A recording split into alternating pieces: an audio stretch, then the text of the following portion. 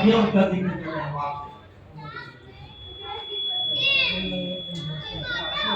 حضرت دہلی میں پڑھا کرتے تھے، ظاہر رہنے والے ناگوتا کے تھے، جو سہارنپور کا ایک چھوٹا سا گاؤں اس زمانے میں غیر مشہور تھا، اب تو پوری دنیا اس کو جانتی ہے۔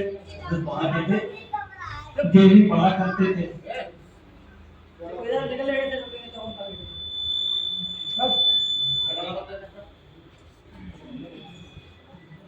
پڑھا کرتے تھے،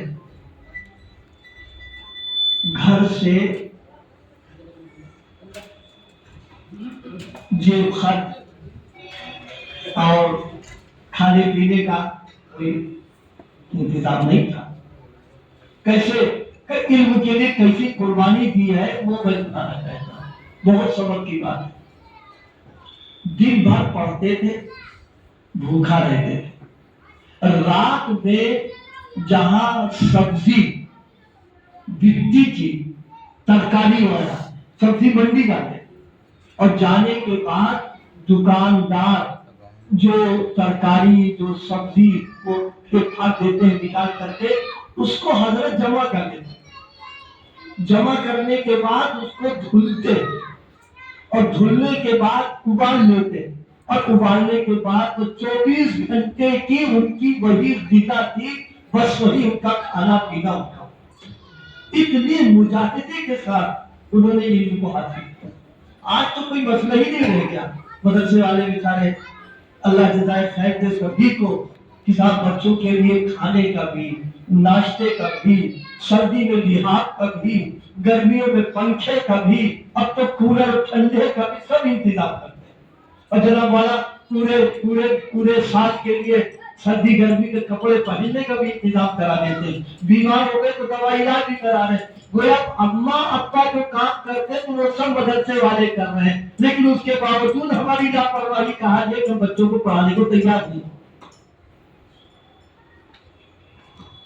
ہمارے بزرگوں میں بزرگ گزرے ہیں یہی لکھنؤ کے قریب کے، حضرت مولانا عبدالحی خاتم المحققین والمحدثین، حضرت مولانا عبدالحی صاحب کی رحمۃ اللہ علیہ، جن کی عمر میرے اعتبار سے 39-40 سال کی تقریباً ہوئی۔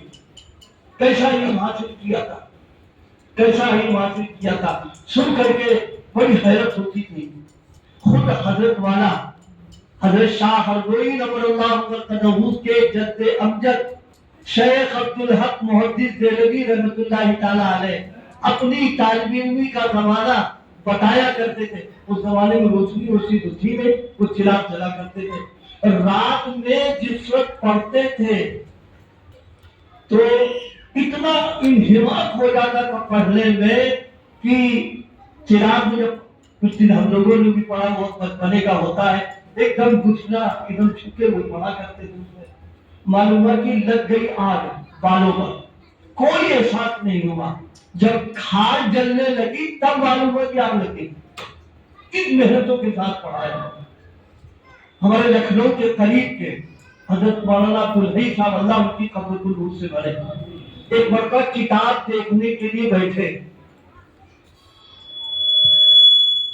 بڑے آدمی، بڑے باپ کے بیٹے، علمی خاندان، ان کے والد نے جے کمرے گھر میں تھے، کمرے کے ان کے آنے جانے کے 2 دروازے تھے، دروازوں پر چپل رکھوا دی تھی دونوں، تاکہ عبدالحی اگر نکلے پڑھ کر کے تو جوتا تلاش نہ کرنا پڑے، جس دروازے پہ جائے جوتا مل جائے۔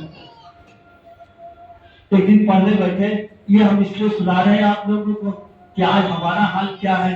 آج ہم موبائل میں تو خوب منہمک ہیں، اللہ معاف کرے، بوڑھوں سے لے کر کے بچوں تک، مردوں سے لے کے عورتوں تک موبائل میں اتنے لگے ہیں، اذان سن رہے ہیں لیکن احساس نہیں ہو رہا، نماز شروع ہو گئی احساس نہیں ہو رہا، جناب والا اتنا احساس نہیں، نمازیں بھی جا رہی ہیں، تلاوت بھی جا رہی ہے، اور آج کا سناٹا ہو گیا، موبائل کے اندر لگے ہوئے۔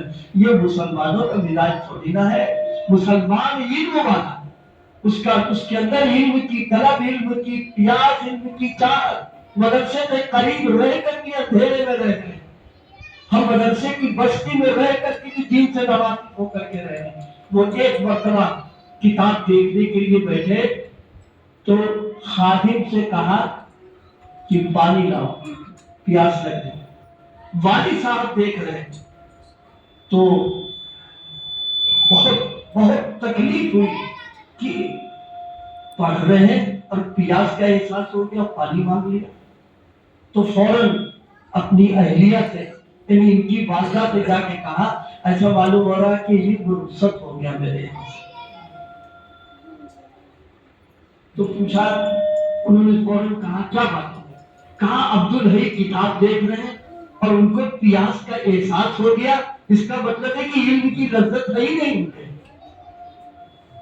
ماں تھی، وہ بھی ظاہر ہے حضرت کی ماں، جن کے بیٹے جو دنیا میں جتنے بھی لوگ ترقی کر رہے ہیں ماں باپ کی تربیت کا نتیجہ ہوتا ہے۔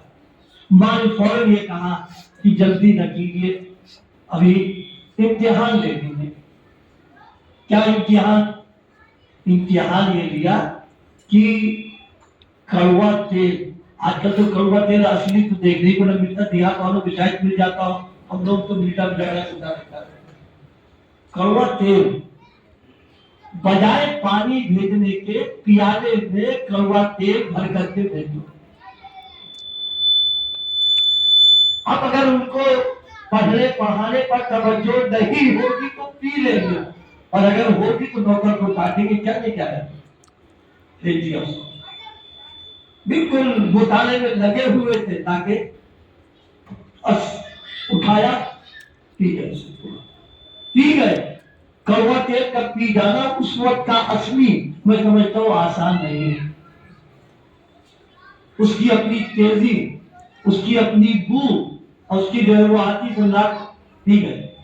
جب پی گئے تو والد صاحب نے ہاتھ اٹھا کے دعا کی کہ اللہ تیرا کرم ہے کہ وہ میرے گھر میں باقی ہے، اور ماں کو بتایا تو ماں بھی خوش ہو گئی، کہا جلدی فیصلہ کر دیا۔ اتنی محنتوں سے ہمیں ملا ہے، آج تو ہمیں کوئی محنت ہی نہیں کر رہا ہے۔ اپنے قصبے میں ہے، اپنے گاؤں میں ہے، علماء ہے، مدارس ہے، اب بھی اگر ہم جاہل ہو، ناواقف ہو، قرآن نہ پڑھے ہو، نماز سنت کے مطابق نہ پڑھے ہو، اذان نہ کہہ پاتے ہو، اقامت نہ کہہ پاتے ہو، ہمیں موٹی موٹی باتیں اگر نہ معلوم ہو تو یہ ہمارے لیے بہلوی کی بات بنے گی۔ میرے دوستوں، میرے بھائیوں، بات لمبی ہوگی، مجھے اتنی بات کہنا بھی نہیں تھی۔ آخری بات سنو، اگر مدارس اور مکاتب کی قدردانی نہ کی اور ان سے اپنا اور اپنی نسلوں کا رابطہ نہ کیا تو ایمان پر باقی رہنا اور بچوں کا مسلمان رہنا، مسجد میں بیٹھ کے آگے کر رہا ہوں، شیر چلی کا خواب ہو جائے۔ میں اس سے زیادہ نہیں کچھ کہنا۔ ارادے سب کرو کہ انشاءاللہ بچوں کو قرآن پڑھائیں گے، بچوں کو دین پڑھائیں گے، بچوں کو حافظ بنائیں گے، بچوں کا عقیدوں کو درست کریں گے، ان کا ذہن دینی بنائیں گے۔ آپ کو ہم بنا نہیں کرتے، کوئی عالم بنا نہیں کرے گا۔ اصلی تعلیم دلاؤ، وکیل بناؤ، ڈاکٹر بناؤ، انجینئر بناؤ، سب کچھ بناؤ، لیکن اللہ کے واسطے بچپن میں دین کی تعلیم دے کر کے دینی بنیادوں کو مضبوط کریں۔ اور دینی بنیادیں جو مضبوط ہوگی وہ ان مدارس و مکاتب کی بنیاد پر۔ اللہ پاک ہمارے بزرگوں کو جزائے خیر عطا فرمائے، ان کی قبروں کو نور سے بھرے کہ انہوں نے علاقوں میں، کیونکہ ہمارا بھی اس نسل سے تعلق ہے کہ جس نے اس تعلق سے محنتیں کی ہے، گاؤں گاؤں جا کر کے چراغ جلایا، گاؤں گاؤں جا کر کے مکاتب قائم کیے، گاؤں گاؤں جا کر کے بچوں کا چندہ کیا، رقم کا نہیں، بچوں کا چندہ کیا ہے کہ بچے دے دو، ہم ان کی تعلیم کریں گے۔ ہمیں اور آپ کو ان کی قدردانی کرنا ہے، اپنے کو بھی جوڑنا ہے اور اپنی نسلوں کو بھی جوڑنا ہے۔ ہم اتنا کریں گے پھر اللہ پاک ہماری ضروریات کو پورا کرے گا۔ اور ایک بات ذہن میں رکھ لینا، مدرسہ ہمارا محتاج نہیں، سمجھ لیجیے، بس اتنی بات کہہ رہے ہیں، مدرسہ ہمارا محتاج نہیں، ہم مدرسے کے محتاج ہیں، کیونکہ مدرسے میں جو کام ہو رہا وہ ان کا ہو رہا، جب ان کا کام ہے تو وہ عبادت کریں گے۔ اس لیے آپ یا ہم یہ نہ سوچے کہ ہم چندہ کر مدارس کو نہیں دیں گے، کیسے چلیں گے، نہیں۔ دیکھو سبق کے لیے بتائے نا، ہردوئی میں جو مدرسہ ہے اس کی ابتدا جب ہوئی تھی، نہ پوسٹر تھا، نہ کوئی بہت بڑا پروگرام کیا گیا، نہ شہر کے مالداروں کو بلایا گیا، نہ اپیل کی گئی،